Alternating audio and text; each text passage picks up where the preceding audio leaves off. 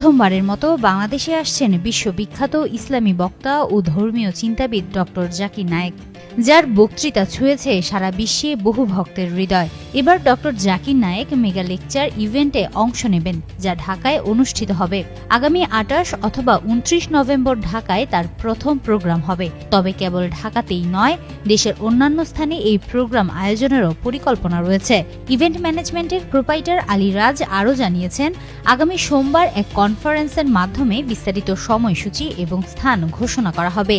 তিনি আরও উল্লেখ করেন, ডক্টর জাকির নায়েকের আগমন কোনো বাণিজ্যিক উদ্দেশ্যে নয়, এটি সম্পূর্ণ চ্যারিটি প্রোগ্রাম হিসেবে পরিচালিত হবে। ভক্ত ও অনুসারীদের দীর্ঘদিনের প্রতীক্ষার পর এই আগমন বাংলাদেশে এক গুরুত্বপূর্ণ ও অনুপ্রেরণামূলক হিসেবে ধরা হচ্ছে। ধর্মীয় শিক্ষার প্রসার, তরুণ সমাজের মননশীলতা এবং সমাজে ইতিবাচক প্রভাব বিস্তার, এসব ক্ষেত্রে ডক্টর জাকির নায়েকের বক্তব্য বিশেষ ভূমিকা রাখবে।